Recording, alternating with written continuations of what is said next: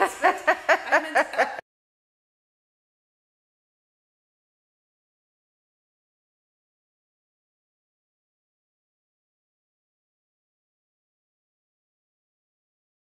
Well, it's, you know, this is obviously a deep question. So I think one is, you know, a question that has probably no definitive answer, which is what is the nature of the self, right? And is the idea of what we think of as, you know, the autonomous, independent self, is this a real thing, or is it a fantasy of the Enlightenment? Obviously, people who function in the world have enough integration not to go to pieces, but the act of writing, especially writing fiction, but I think sometimes also nonfiction, is by its very nature an act of plurality, right? And the novel, you know, which was probably, I think,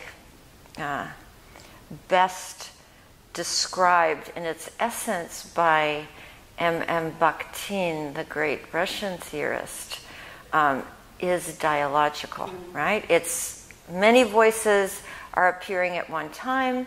Those voices do not have to be unified. You know, the novel doesn't have to come to some argumentative conclusion. As for the more practical aspects of this, my work life, which is divided between scholarly and academic interests and writing fiction, and sometimes writing essays that, as my publisher says, are more accessible. You know, that it's like, this is an issue. That sometimes I feel that there are a kind of, at least a double self, if not more than that.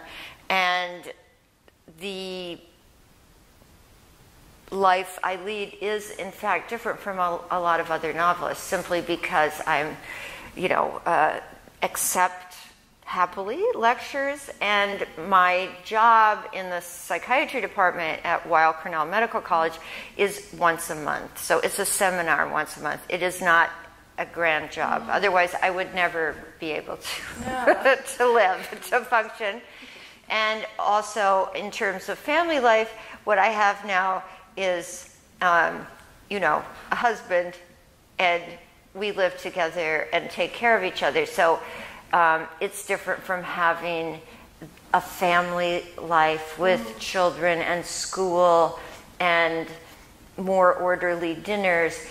And actually, I have to say, this is a great time of life if you're well. You know, so that being, you know, older, 64, and working all the hours that I want to work, and then, you know, having a partner, you know, rather than a child. And my child now is 32 and a grown-up woman who just got married. So she and her husband, you know, are friends too. Yeah. This is very pleasant, you know. So for all the people out there who are just, you know, who are waiting to become this time of life can be really wonderful. Oh, great.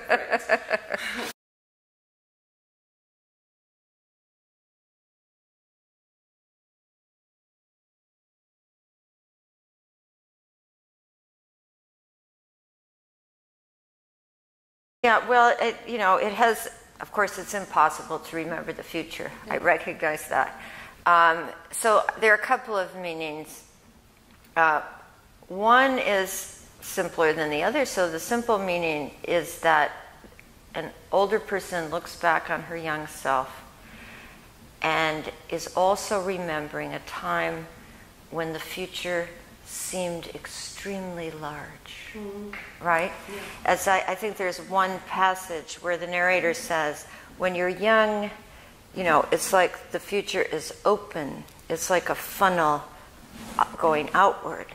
And as you age, it turns in the other direction. So you become aware of the fact that time is closing in on you. Now, we could all die tomorrow, and, children die. So mortality is always present. But, from a rational or predictable point of view, the narrator of this novel knows that she has a lot less ahead of her than behind her. And in some way that makes the past quite interesting as an object of study. And the other meaning is, of course, that without the past, there's no possibility of imagining the future. And, one of the reasons that the character of the mother is in the book is that she's losing that. She's losing, in a way, the sense of time as a sequence that can be understood. And the meaning of that is, I think, pretty interesting. And I did, I lifted some of that material directly from my own mother, who's now 96, and she's losing her memory. She has the same character. And we have long, wonderful talks on the phone. She's not at all inarticulate. She just doesn't remember what you said to her just a couple minutes ago. So, that loss of, it's also a loss of what we think of as the present. And if you think of, I think, one of the great essays on time was written by Edmund Husserl, who, talks about you have to have a sense of the immediate past in order to move into what we think of as the present, which is really vanishingly not present, into the future. But I can say this: I really live a day to day now. It is a kind of carpe diem aspect that I have, including when I'm on book tour. For example, yesterday I don't say, "Oh, what are you doing tomorrow?" I get up in the morning, I look at what is ahead of me. That's it. Today is today. I'll try to sleep enough hours tonight and get up and do whatever I have to do the next day. I find, over anticipation futile. And when I'm in my more, my real life, so to speak, then I just, I get up really early, I go to my desk, and I just get on with it. And that urgency is true. Now, the urgency can sometimes result in overwork. I found that out. That, you do have a body.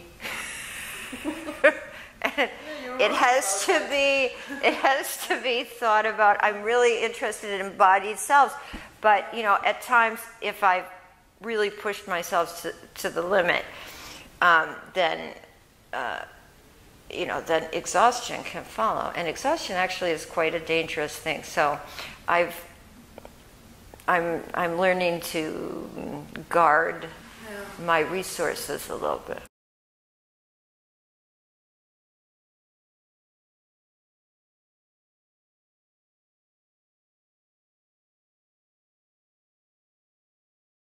Yeah, I think so. And of course, as we know, there is something utterly ineffable about time, the experience of time.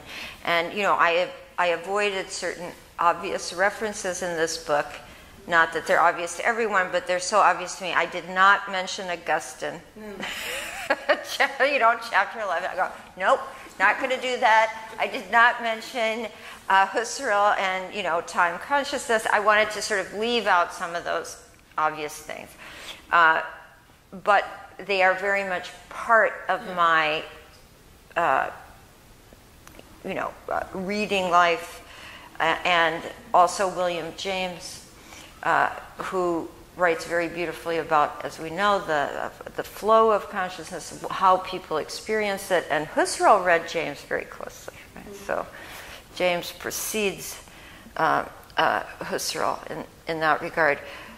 But we really don't know what it is, right? I mean, and the time of physics, as I point out briefly, or the narrator points out briefly, it's like nuts. I mean, I have read a lot of this time-space stuff, and that it's all still, and you can theoretically go back and shake your hand in the past. I've read about the theory of multiverse, you know, and you say, okay, is this true? We don't know. These are theoretical constructs, models that seem to work at one level. I mean, Einstein really believes this, and the theory of relativity seems to be borne out by testing, real testing. Quantum theory, the same thing, but of course those two, you can't mush those two together. Again, I can't do the mathematics. Conceptually, a physicist actually I was talking to, he said, well, Siri, it's true. The metaphysics of physics is easier than the physics. And I go, yeah, I think that's right. That you can understand conceptually what they mean without having to do the nitty-gritty. Now, there are physicists. There's a guy named Lee Smolin. I put him near the end of the Delusions of Certainty because he wants to throw up the whole model and say, no, actually time is real. And you can apply a kind of evolutionary or biological theory to physics. Now, how you do that, I don't know. Mm-hmm. But I do know a lot about biology. Mm-hmm. So this is interesting to me that a physicist would borrow from, an evolutionary or biological model to think about time as a real concept in physics. So the structure of the book, which evolved, partly intuitively, I had an idea, of course, is that, it begins as a kind of straight narrative. Mm-hmm. She's telling, the older woman is remembering, and the tone of it, at least in English, has the cadences of, legends and a little bit fairy tale, but also just kind of report. And then as the book starts to introduce these other times, the imaginary time of the novel she's trying to write that she can't write, and then the journal entries, which is, of course, the real intrusion of the past and the present, because that she really was writing it then. And as the book goes on, all these things begin to blend. So suddenly you have, the introspective detective who was just an idea in her mind actually entering the pages of the book. So the imaginary then is, embodied in the novel itself. And so that kind of mixing was really the idea. And after I finished, not while I was writing it, but after I finished, I thought to myself, this book is an origami. That it starts as a flat piece of paper, and then that paper starts to fold in on itself, and then I had this little image. So what is it? So it's like one of those birds, in flight, and that was the kind of structure, and that it's essentially a comedy, but it's about, I think, rewriting the past, rewriting. The very heart of the novel is this traumatic experience, which very quickly is invaded by this sort of deus ex machina characters, from, in a way, another reality who, Lucy comes with the broom to save the day, if you will. And at that moment, I think it becomes about trying to redress, repair, rewrite the trauma. Yeah. And be free. Yeah. And, this is, I think, what I've come to believe, and it's not something that I have always believed. Partly it was connected to when I was working with psychiatric patients as a volunteer. I realized that the act of writing, that when I went in, I thought, well, maybe this is just a distraction. A nice distraction. I'm going to do the best I can. That it really did have therapeutic possibilities, yeah.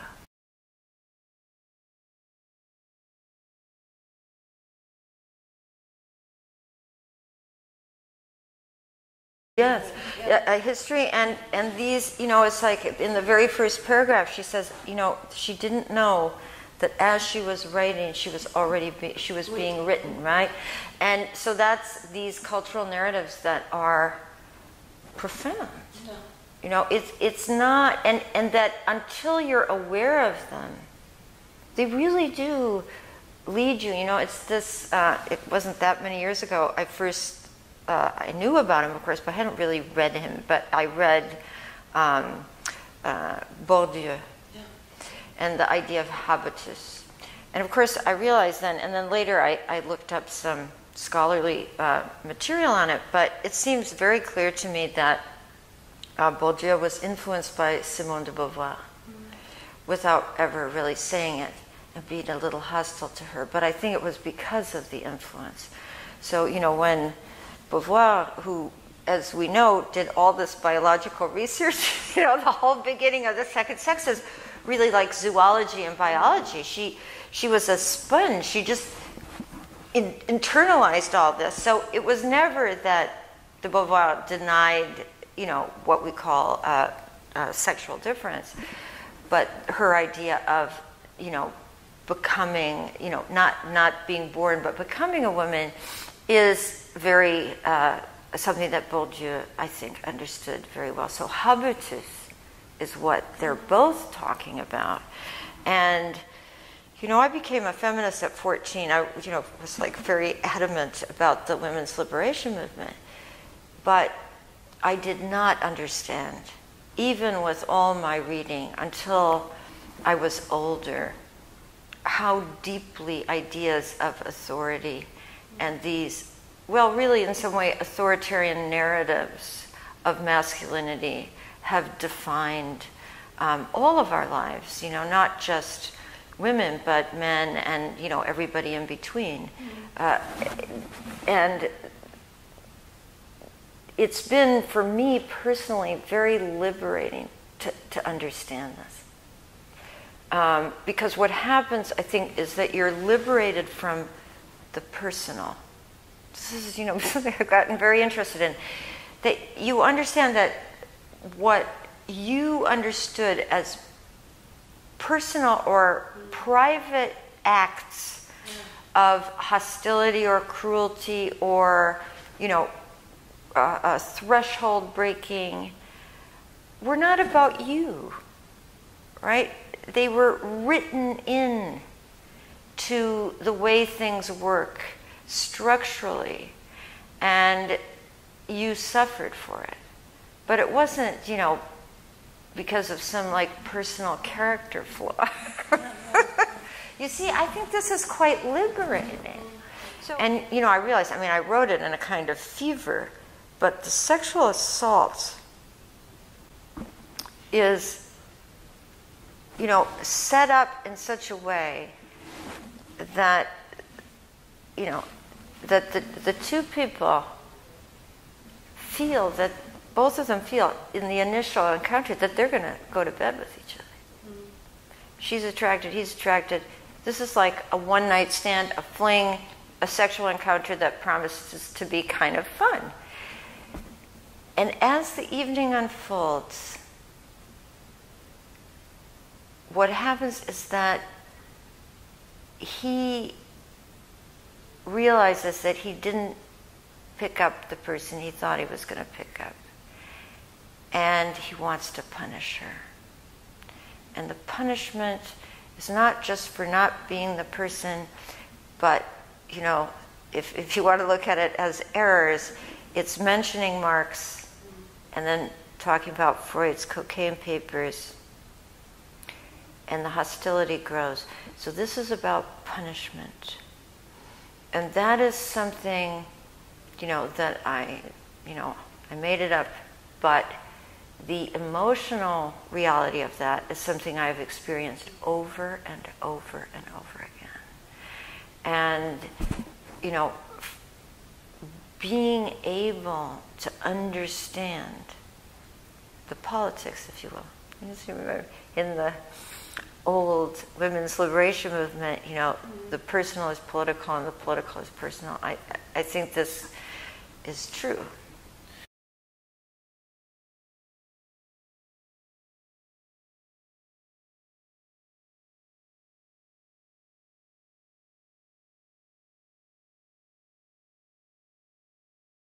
Yes, I think there is a link, and again, symbolic violence, which is a term, that Bourdieu uses, was very important for me, right? So that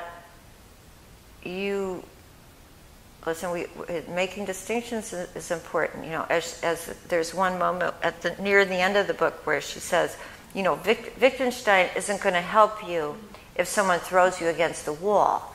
Let's get it clear, right? So those distinctions are important to make, and physical violence and emotional or symbolic violence are two different things. At the same time, I think the culture sometimes makes an error in assuming that breaking a bone is always worse than being, symbolically violated for years and years and years. I don't think that's true. And actually, if you ask the psychiatric community, many people would agree with you, which is why the story of Lucy Bright, who has this husband, and he's an imaginary character. We never see him. And Lucy is a very unstable, person. But she says, that, the bruises and the bumps, that's not really important. What's important is these lasting humiliations. And I do think in the case of sexual violence in particular, that's the problem. This is about humiliation. It's not what bodily damage people sustain.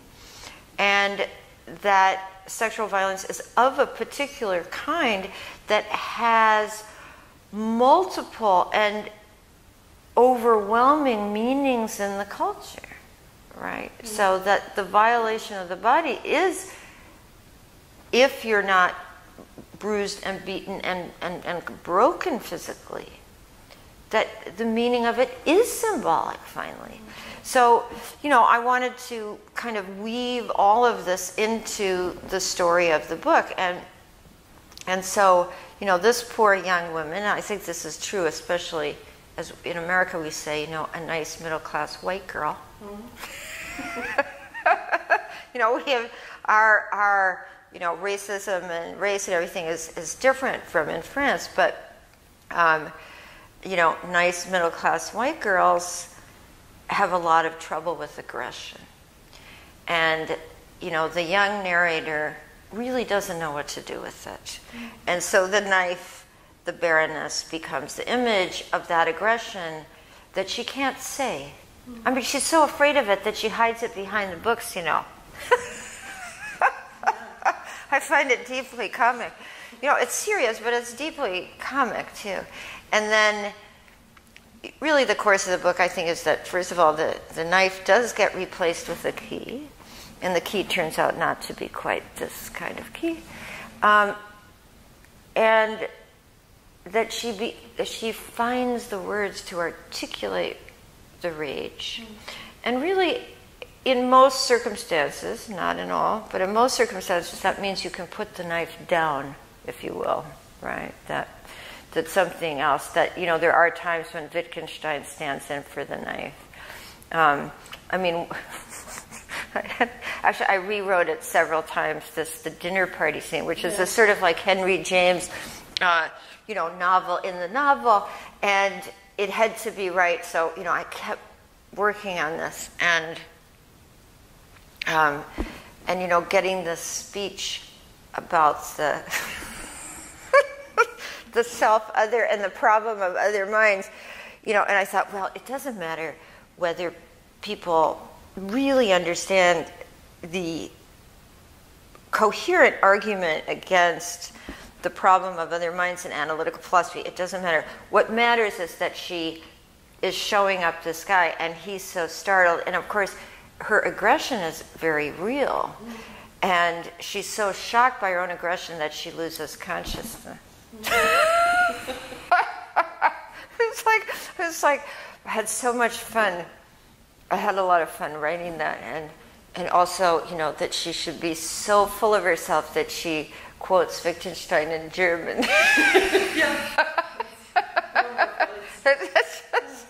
It's like, okay, all the guns are out now.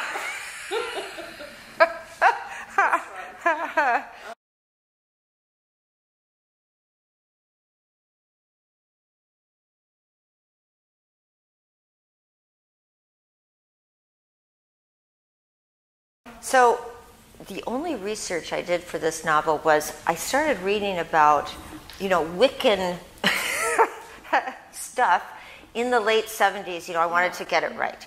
And then I pursued that a little further. It turns out that this is the largest growing religion in the United States, forms of paganism. And the writing on this, the Spirit Dance, that's the book. That was published in 79. So it was completely contemporaneous with what was happening in this book. And I wanted Patty. The others are kind of, Moth and Lucy, and they're kind of going along. But Patty actually is a kind of philosopher. Yeah. And so I wanted her to incorporate both slightly loony ideas and quite serious ideas. So I am not an ecofeminist in the sense that, ecofeminism seems to promote the idea that women are essentially more nurturing than men, and that if we get more, I definitely believe in getting women involved in everything, more of them, but I don't think that we're better than men, and I think when you give women a lot of power, you run into the same problems that you run into with men. But I do think that some of the essential concepts about ecology that it's not just ideological, but this has, urgent meaning in contemporary terms, and is related to what I think of as problems in the philosophy of biology, which have to do, what are we, I've been reading a lot about this lately. There's a guy named John Dupre that I like a lot, a philosopher of biology. What is an organism? As he says, an organism is not a thing, but processes, right? So process philosophy is in this, and then a lot of people now questioning, what is agency? Where does it start? Does a cell have agency? What about the immune system that's acting and moving? How are we supposed to understand these active processes? Where do you divide an organism from its environment? This is a very blurry question. So those philosophical realities, for me, are very much alive. And the little bit about the placenta, this is something I'm ongoing. This is going to be a book. But I'm extremely interested in, biological origins and what they mean for human beings, and why the whole history of Western philosophy has completely shut down beginning for ending. Right? This is mad. right? So who do we have? We have Plato, of course, in the Symposium, but what do you end up with? You end up with the fact that the philosopher giving birth is a lot more, is an elevated thing. Ideas are the elevated thing to give birth to natural birth as well. We need it to get along. Aristotle was interested in birth. He never, we think, no one, right, that he didn't witness a human birth, but there are people who think he probably talked to midwives, and he certainly saw animal births, and he got interested in the placenta. So, Aristotle is kind of the first biologist. Of course, he did have that idea about, form and matter, and form is masculine, of course, and matter, which I talked to an Aristotelian philosopher at a conference I was at, and she said, no, it's not, that's a mistaken idea. Aristotle did not say that matter was completely inert, and I think she's right about that. But he still makes the distinction, and you cannot read those passages, from the generation of animals without going, well, he didn't like women very much. And the slaves, it's like, so that residue has been with us ever since, right? We can't get over it. I was actually here in Paris, there was a conference called Three Souls, and I gave the closing keynote, and the subtitle of my paper was called Plato, Placebo, Placenta. That's what I hope it's not too big a book. I want to write a little book about this with the science. The science is unsure. We don't know. There's still much that remains to be known, but it's kind of good to get a grip on the strangeness of the science. They know now that there's cellular exchange between mother and fetus, that the placenta is orchestrating that exchange. It's so-called planned. It's not leakage, right? What is this about? Well, no one quite knows, but it certainly suggests that we have to rethink our borders, right? And it also suggests that, that we start in a relation. I mean, we always knew this in some way, right? But by leaving out the placenta in all of these philosophical discussions, including now, even, people are, contemporary philosophers who are addressing pregnancy often leave out the placenta. I'm a placentist.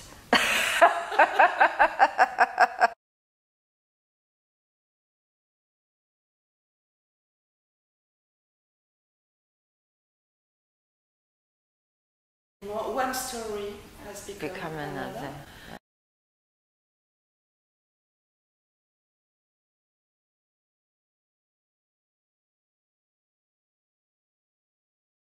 Yes, yeah. I think, I understood when I started this book that I was, of course, revisiting the territory of the blindfold, which the apartment is the apartment. So the it's a little bit like artificial memory things. But, in this case, the apartment is Iris's apartment, it's SH's apartment, and it was my apartment, right? So that space of what happens, and very similarly, as in the blindfold where, I made things up, but the emotional story and the spaces of New York City and the apartment, those are absolutely out of memory. And I do think, and again, this is a little more on hindsight than while I was doing it, that the memories of the future is a kind of recuperation of the wounds of the blindfold. That it's, in some strange way, the same story, or the same emotional story, revisited with, in this a lot of distance, comedy, insurrection, kind of philosophical dancing that serves a healing function. You know, because if you think about the blindfold, again, while I was writing it, you know, you're just doing it. But it was a play that someone staged in Argentina. It was a play of the blindfold. And I was watching the play, which, as you know, much has to be left out. You know, it became a kind of much reduced. But what I saw of my own book that was in fact true was it was all these men pushing around this young woman. You know, and her feeling that she needed to escape. And of course, in that book, the ultimate escape is that she turns herself into a man by dressing as a man and wandering the streets and finding some relief from her femininity, which has proved to be a liability at every turn. And so, yes, I think it's really the same territory, but with a whole different ending, if you will. And that, you know, the imagination then becomes the, you know, part of both the rebellion and the rewriting. Yeah, yeah, because, you know, poor Irish just, she ends up running. You know, she wants out, but she doesn't know how to get her way up, if you will. So, you know, that's why it is about flight. Yeah. You know, these two ladies just go up. Yeah, I think so. Yeah. I think so, you know, and then you, like, you know, what do you do now? But I think, yes. And of course, in the, you know, we mentioned Bakhtin earlier.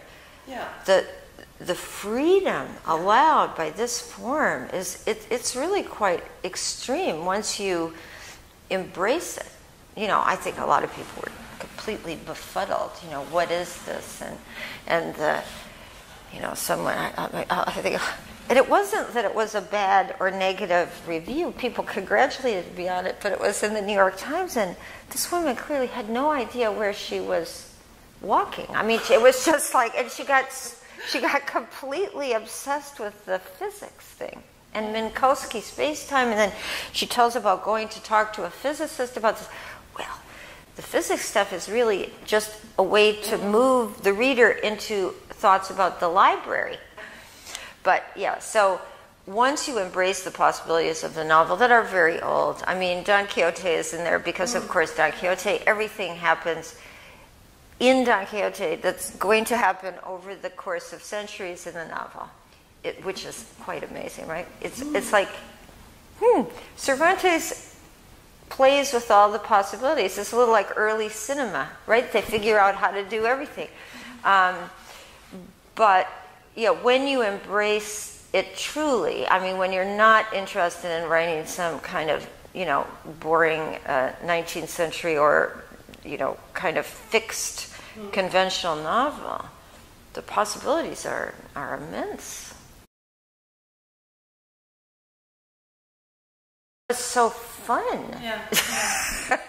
So the pleasure, you know, and I think too, yeah, you know, now it's sort of time to embrace the fun of things too, you know. I mean, it doesn't mean you can't be serious, but it's play is a good thing.